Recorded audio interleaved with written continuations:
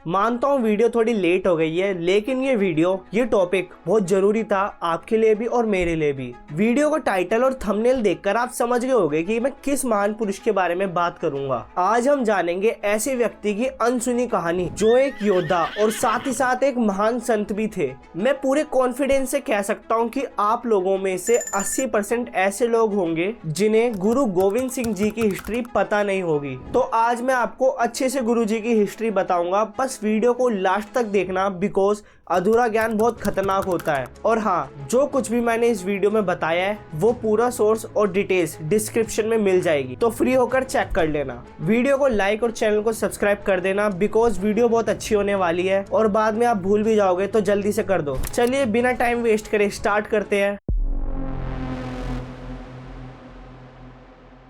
22 दिसंबर 1666 को पटना के पवित्र शहर में एक ऐसा बालक जन्मा जिसने आगे चलकर इतिहास की धारा ही बदल दी। वह बालक थे गोविंद राय, जो बाद में गुरु गोविंद सिंह जी के रूप में जाने गए। उनके पिता गुरु तेग बहादुर जी उस समय असम में धर्म का प्रचार कर रहे थे और माता गुजरी जी ने उन्हें जन्म दिया। जिस घर में उनका जन्म हुआ वह आज तख्त श्री हरमंदिर जी पटना साहिब के नाम से प्रसिद्ध है। गोविंद राय जी ने अपनी बचपन के 4 साल वहीं बिताए। साल 1670 में उनका परिवार पंजाब लौट आया, लेकिन असली बदलाव तब आया जब साल 1672 में वे हिमालय की शिवालिक पहाड़ियों के पास बसे एक छोटे से गांव चक नानकी, जिसको आज आनंदपुर साहब कहा जाता है, उसमें रहने लगे। गोविंद राय जी ने सिर्फ किताबों तक खुद को लिमिटेड नहीं रखा, उन्होंने पर्शियन और संस्कृत जैसी हार्ड लैंग्वेज में मास्टरी हासिल करी। साथ ही वे एक वीर योद्धा बनने के लिए सैन्य कला की प्रैक्टिस करने लगे।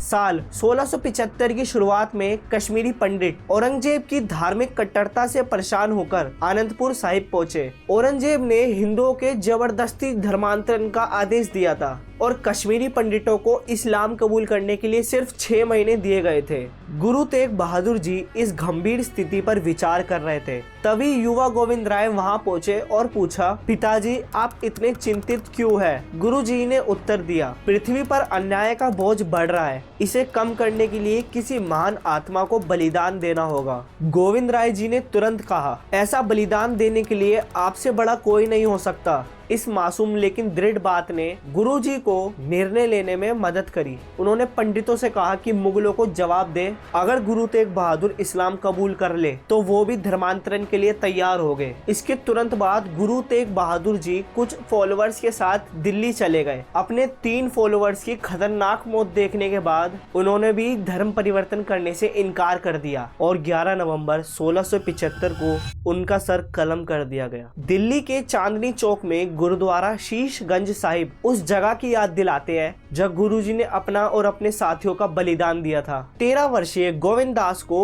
उनके पिता के आनंदपुर से चले जाने से पहले अगले गुरु के रूप में नियुक्त किया गया था। उन्हें औपचारिक रूप से मार्च 1676 में बैसाखी के दिन गुरु गोविंद सिंह जी के रूप में स्थापित किया गया था। समुदाय की चिंताओं के साथ उन्होंने फिजिकल स्किल्स और लिटरेरी अचीवमेंट्स की मास्टरी पर फोकस किया। गुरु गोविंद सिंह जी पोएट्री राइटिंग में बहुत ज्यादा अच्छे थे। उनकी पहली प्रमुख रचना 1684 में लिखी गई चंडी दी वर, जिसे वर श्री भगवती जी के नाम से भी जाना जाता है, और यही पंजाबी में लिखी उनकी एकमात्र प्रमुख रचना थी। इस रचना ने न केवल उनकी पोएट्री स्किल्स को उजागर किया, बल्कि उनकी धार्मिक और वीरता की भावना को भी दुनिया के सामने लाया। बात कुछ इस प्रकार है कि आनंदपुर के केसगढ़ साहिब में सिख संगत इकट्ठा थी। गुरु गोविंद सिंह जी ने खुले आसमान के नीचे तलवार उठाई और गरजते हुए कहा, मुझे एक सिर चाहिए, क्या कोई है जो अपनी जान दे सके? इस पुकार से सभा में सन्नाटा छा गया। सारे लोग डर गए। गुरु जी ने दोबारा पुकारा, लेकिन कोई नहीं आया। तीसरी बार लाहौर के दयाराम उठे और बोले, हे सच्चे पातशाह, मेरा सिर आपकी सेवा में है। गुरु गोविंद सिंह जी ने उन्हें तंबू के अंदर ले लिया। अंदर से एक जोरदार धमाका हुआ जब गुरुजी बाहर आए तब उनकी तलवार से खून टपक रहा था। उन्होंने फिर कहा, मुझे एक और सिर चाहिए। अब दिल्ली के धर्मदास आगे बढ़े। उन्होंने भी खुद को समर्पित कर दिया। गुरुजी उन्हें भी तंबू के अंदर ले गए। फिर वही जोरदार धमाका हुआ और गुरुजी अपनी तलवार के साथ बाहर आए। इस बार सभा में बेचैनी और बढ़ गई। गुरुजी ने तीसरी बार आवाज लगाई। इस बार द्वारका के मोहकम चंद, एक दर्जी, खड़े हुए। उन्हें भी तंबू के अंदर ले जाया गया। फिर जगन्नाथपुरी के हिम्मत चंद ने अपनी बलि दी। अंत में गुरुजी ने 5वीं बार पुकार लगाई। बीदर के साहिब चंद, एक नाई, ने आगे बढ़कर खुद को समर्पित कर दिया। हर बार तंबू के अंदर से वही धमाका सुनाई देता था। कुछ लोग भाग गए और बाकी लोग डर के मारे सर झुकाकर बैठ गए। लेकिन जब गुरु गोविंद सिंह जी अपने तंबू से बाहर आए, उनके साथ वह 5 योद्धा दया सिंह, धर्म सिंह, मोहकम सिंह, हिम्मत सिंह और साहिब सिंह नए वस्त्र और आत्मविश्वास के साथ खड़े थे। गुरुजी ने उन्हें 5 प्यारों की उपाधि दी। ये सिख हिस्ट्री का सबसे प्राउड मोमेंट था, जहां बलिदान, समर्पण और एकता की नींव रखी गई। खालसा पंथ का जन्म हुआ और इस बलिदान ने दुनिया को साहस और निष्ठा का असली अर्थ समझाया। गुरु गोविंद सिंह जी ने साल 1699 में खालसा पंथ की स्थापना करी और उसके साथ 5 ककार धारण करना अनिवार्य किया। ये 5 ककार कुछ इस प्रकार है: केश, कंगा, कड़ा, कच्छा और किरपान। ये सब धारण करना खालसा पंथ के वॉरियर्स के लिए बहुत ज्यादा अनिवार्य था।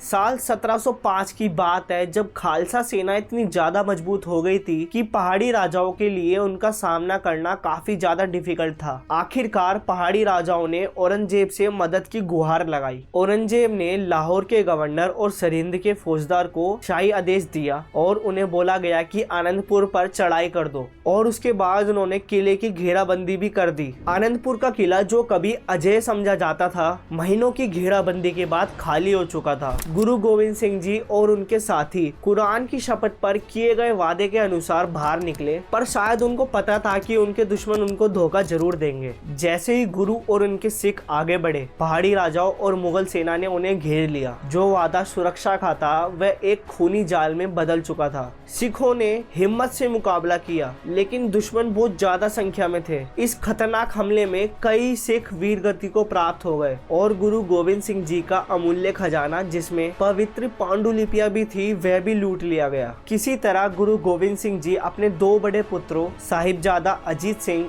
और जुजार सिंह और 40 सिखों के साथ चमकौर के किले तक पहुंचे, लेकिन दुश्मन वहां भी पीछे नहीं हटा। 7 दिसंबर 1705 का सूरज सिख इतिहास के सबसे शौर्यपूर्ण दिनों में से एक बन गया। किले के अंदर सिखों ने अपनी अंतिम लड़ाई लड़ी। साहिबजादा अजीत सिंह और जुजार सिंह, जो कि 18 और 14 वर्ष की आयु में अपने पिता की आज्ञा से रणभूमि में कूद पड़े। उन्होंने अपने शौर्य से पूरी सेना को हिलाकर रख दिया था, लेकिन आखिरकार दोनों शहीद हो गए। गुरु गोविंद सिंह जी के साथ बचे 5 सिखों ने उन्हें ये सुझाव दिया कि वे खुद को बचाकर खालसा पंथ को पुनः स्थापित करें। गुरुजी ने अपने पुत्रों और साथियों का बलिदान देखा, लेकिन खालसा की सुरक्षा के लिए जंगल की ओर निकल पड़े। गुरु गोविंद सिंह जी ने मालवा के घने जंगलों में शरण ली। वहाँ गनी खान और नबी खान नामक 2 मुस्लिम भक्तों ने अपनी जान जोखिम में डालकर गुरुजी की रक्षा करी थी। ये गुरुजी के विचारों की महानता का प्रतीक था कि उनके फॉलोअर्स सिर्फ सिख धर्म में नहीं बल्कि अन्य धर्म से भी आते थे। इसी दौरान गुरुजी के छोटे पुत्र जोरावर सिंह और फतेह सिंह और उनकी दादी माता गुजरी जी को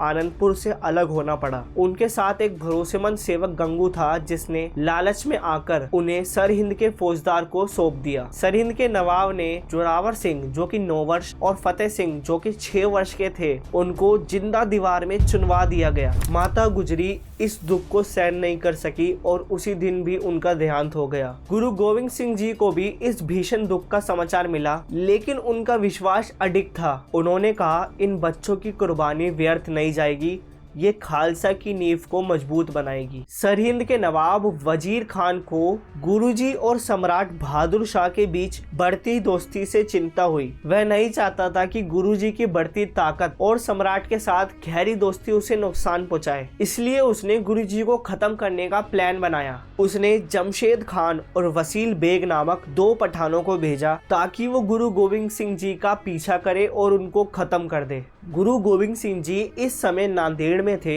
जहां वे आराम कर रहे थे। तभी उन पठानों ने गुरु जी का गुप्त रूप से पीछा किया और एक ने उनके शरीर के बाईं ओर चाकू घोंप दिया, लेकिन गुरु गोविंद सिंह जी ने अपनी तलवार से उन्हें मार गिराया। जैसे ही ये खबर सम्राट बहादुर शाह तक पहुंची, उसने तुरंत गुरुजी की देखभाल के लिए यूरोपियन सर्जन्स को भेजा। गुरुजी के घाव का इलाज हुआ और उनकी हालत में सुधार भी हुआ, लेकिन जैसे ही गुरुजी ने एक मजबूत धनुष को खींचने का प्रयास किया, उनका घाव फिर से फट गया और बहुत ज्यादा खून बहने लगा। जब गुरुजी को ये एहसास हुआ कि उनका समय समाप्त हो चुका है और शायद स्वर्ग से उनका बुलावा आ चुका था, इस चीज ने गुरुजी को गहरी सोच में डाल दिया। उन्होंने सभी सिखों और सेवादारों को अपने प्रस्थान के लिए तैयार किया। फिर उन्होंने गुरु ग्रंथ साहिब खोला और उसमें 5 पैसे रखे और अपने उत्तराधिकारी गुरु ग्रंथ साहिब के रूप में उसे नमन किया। वाहिगुरु जी का खालसा, वाहिगुरु जी की फतेह कहते हुए उन्होंने गुरु ग्रंथ साहिब के चारों ओर चक्कर लगाया और घोषणा की, हे प्यारे खालसा, जो मुझे देखना चाहता है वह गुरु ग्रंथ को देखे, गुरु ग्रंथ साहिब का पालन करे। तो दोस्तों, ये थी गुरु गोविंद सिंह जी की इंस्पिरेशनल हिस्ट्री, जिसने सिख और सनातन धर्म को एक नई दिशा दी। गुरु गोविंद सिंह जी की हिस्ट्री हमें ये सिखाती है कि मुश्किलें चाहे जितनी बड़ी क्यों ना हो, अपने सिद्धांतों और सत्य पर चलना ही असली जीत का प्रतीक होता है। अगर आप यहाँ तक वीडियो देख रहे हो तो वीडियो को शेयर जरूर कर देना और ऐसी अमेजिंग वीडियोस के लिए चैनल को सब्सक्राइब कर देना। मिलते हैं अगली वीडियो में, तब तक के लिए जय हिंद, जय भारत।